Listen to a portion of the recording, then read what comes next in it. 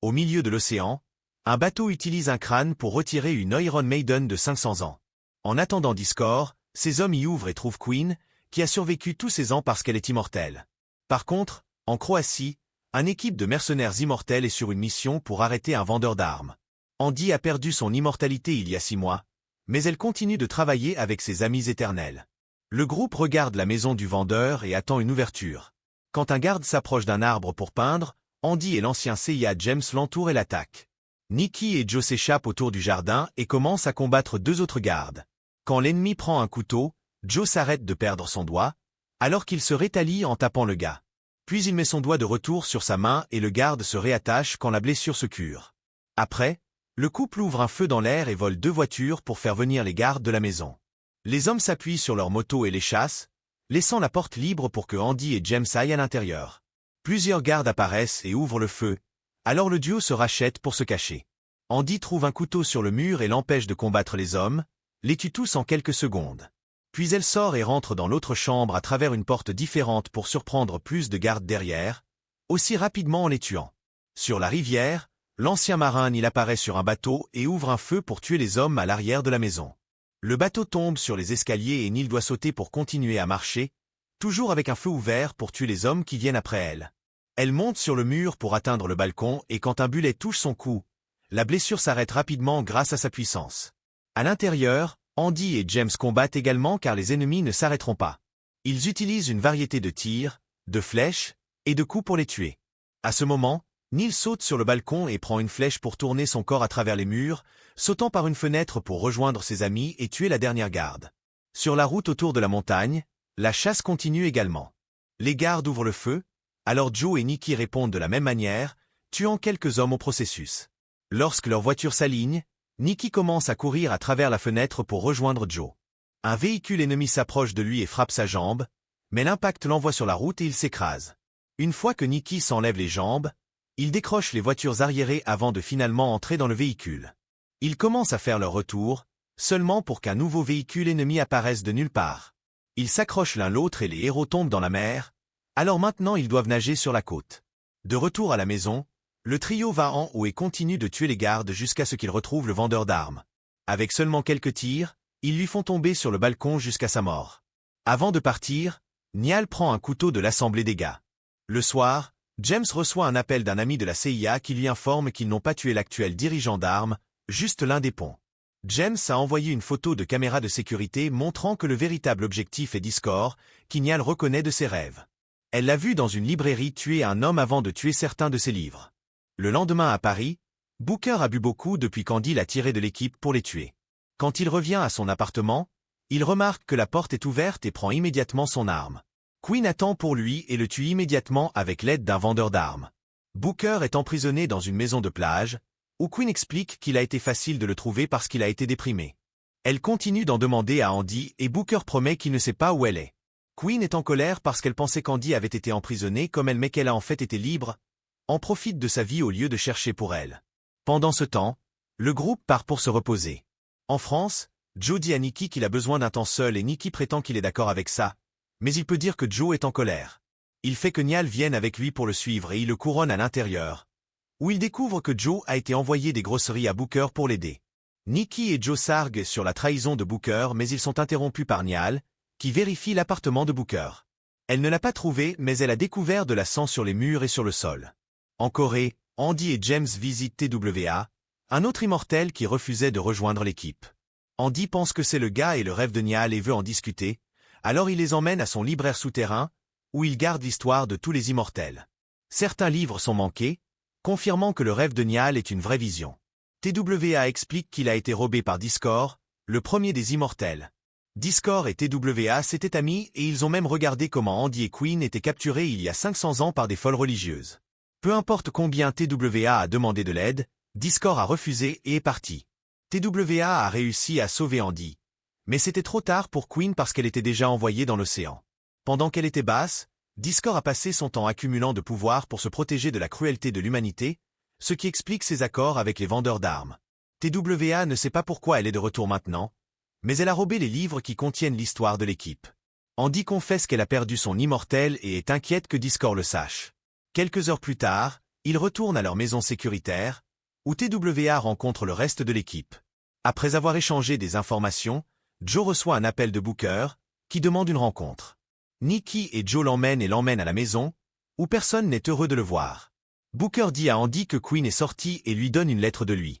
Le message demande à Andy de rencontrer Queen à leur vieille place spéciale et Andy s'appuie sur son voiture pour partir. Neil la suit et l'invite à l'accueil. Dans la maison, Booker essaie d'être amiable, mais Nikki indique qu'ils ne peuvent pas être sûrs qu'il ne les a pas encore trahis. Pendant le voyage, Andy se rappelle le jour où elle a perdu Queen. Le lieu avait brûlé et elle était si fière qu'elle a essayé de tuer quelqu'un de random. Seulement l'espoir de son ami l'a arrêtée. Il s'arrête à la toilette d'une station de gaz et Andy s'admet qu'elle a peur que Queen n'aime pas ce qu'elle est devenue. Neil s'inquiète parce qu'elle n'a jamais vu Andy nerveuse ou effrayée auparavant.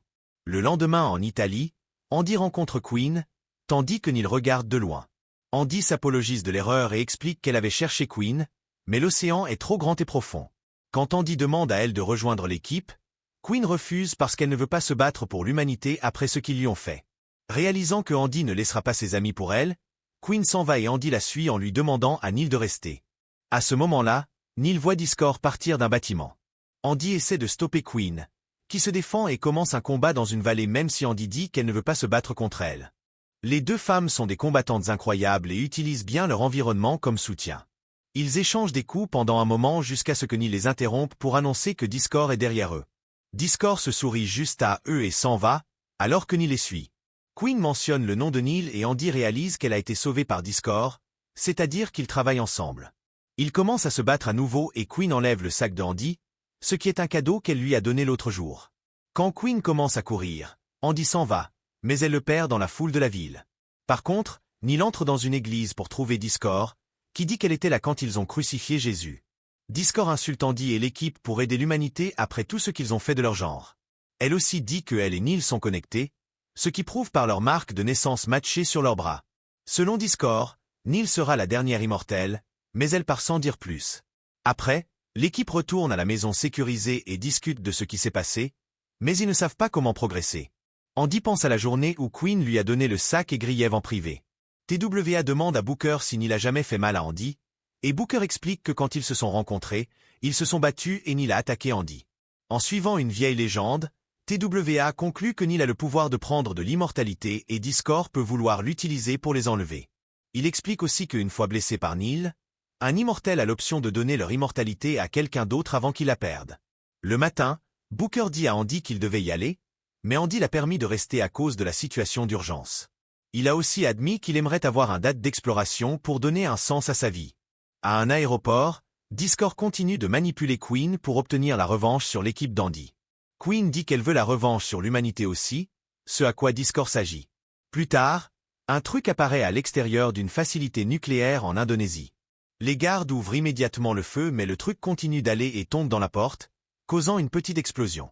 Les hommes pensent que le pilote est mort, mais il se trouve que c'est Queen, qui se récupère bientôt. Elle attrape un garçon de l'équipe d'Andy pour garder les gardes entraînés et Discord les tue tous de l'arrière. Puis le groupe attrape plus de véhicules dans le bâtiment principal, faisant les employés paniquer. Plus de gardes sont tués par les hanchements pendant que Queen fait son chemin dans les salles intérieures. De retour à Booker, il voit Neil entraîné à l'extérieur et demande un spa. TWA remarque que leurs compétences sont très similaires et demande de les rejoindre aussi. Une lutte commence entre les trois d'entre eux, ce qui prouve qu'ils ont tous des compétences incroyables même lorsqu'ils sont confrontés à plusieurs ennemis.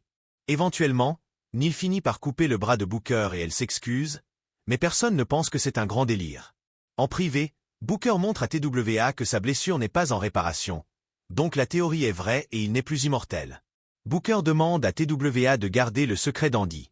Après, James appelle pour un rendez-vous parce qu'il a reçu des enregistrements de sécurité de la plante nucléaire. L'équipe de Queen a pris le contrôle du bâtiment et a installé une bombe dans le corps nucléaire. Ils peuvent tous imaginer que c'est une trappe, mais ils n'ont aucun choix que de partir de toute façon, puisqu'une explosion nucléaire serait beaucoup pire. En privé, Joe admet à Nikki qu'il est effrayé, donc ils s'assurent l'un de l'autre en savant que leur amour ne s'arrêtera jamais d'être éternel. Dans quelques heures, l'équipe arrive à la plante nucléaire sur leur vélo. James reste à l'extérieur et utilise un scan du bâtiment pour guider les autres par leurs oreilles. Lorsque l'équipe cherche la plante, ils trouvent des petites bombes installées partout. Éventuellement, ils sont entourés par les hanchements et vu qu'ils sont près des explosifs, personne ne veut utiliser de bullet. Une bataille de main à axe en grave main commence en utilisant toutes sortes d'arts martiaux, couteaux, poignets et même poignets. Les Goons ne sont pas de bons combattants, mais ils bougent assez rapidement pour faire la part de l'équipe. Lorsque certains hanchements sont tirés de la patrouille, une bataille de main à axe en grave main cause une petite explosion qui détruit sévèrement Nikki et le fait qu'il tombe aussi, mais il se récupère rapidement. Toi, Nikki et Joe trouvent une porte et décident de continuer à bouger. Il y a une autre petite explosion qui attend pour eux dans le corridor, mais ça ne les ralentit que pour un seconde. Ils arrivent à la salle de contrôle et sont entourés par plus d'hommes de Discord, donc le combat continue avec plus de tirs et de violence. Ils battent rapidement les ennemis, seulement pour que les portes s'ouvrent derrière eux pour les emprisonner. Soudain, l'hydrogène liquide commence à remplir la salle et il froidit immédiatement les 3 hommes. Plus d'hommes arrivent pour porter les corps dans des sacs. Dans la salle de contrôle, 2 gars entourent Andy et l'emprisonnent en l'attirant, donc Niall essaie de l'atteindre en faisant un saut dangereux. Cependant, la pipe qu'elle porte s'arrête et elle tombe quand le débris tombe sur elle. Un furieux Andy rapidement dépasse les hanchements qui l'ont capturé, mais quand elle regarde en bas, elle ne peut pas voir Niall. Dehors, James voit quelques hommes proches et sort avec son pistolet. Il ouvre feu, mais il y en a trop et il capture lui assez vite. Andy s'inquiète car personne ne répond à ses appels. Quelques hommes l'attrapent par surprise et l'emprisonnent sur le sol, mais à ce moment-là, Booker les frappe avec son poignet.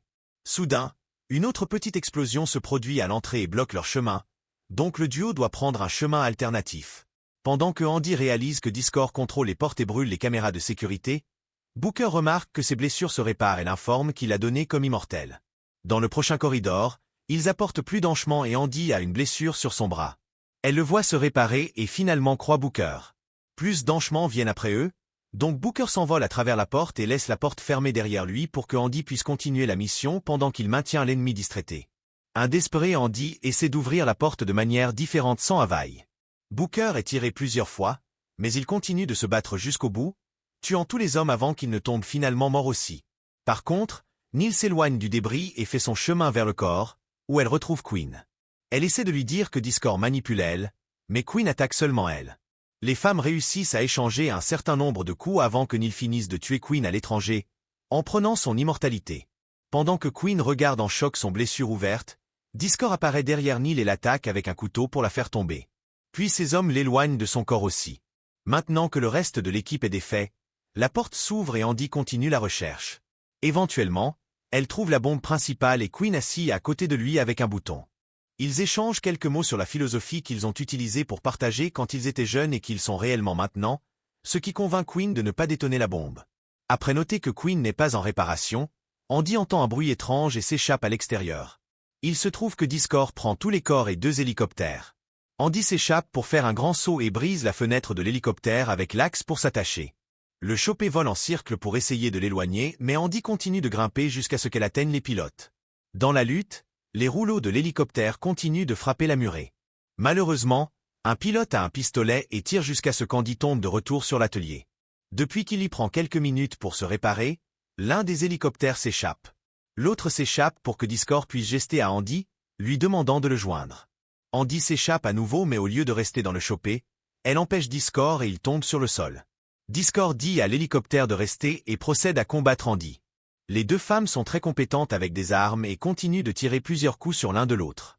Ce n'est pas jusqu'à ce qu'elle soit fermée sur un trou que Andy remarque que les blessures de Discord ne sont pas en réparation. Il se trouve qu'elle a perdu son immortalité et son plan a toujours été de capturer l'équipe pour qu'elle puisse faire Neil passer leur immortalité à elle. Les femmes continuent de se battre et à ce moment-là, Discord overpower Andy, qu'il attaque à l'intérieur de son cerveau pour la faire tomber. Lorsque Discord s'échappe à l'hélicoptère, Andy promet qu'elle va sauver ses amis. Quelque temps plus tard, Andy recherche la bibliothèque de toit mais elle ne trouve rien d'utile. Elle aussi soigne Queen de retour à la santé et elle semble se pardonner.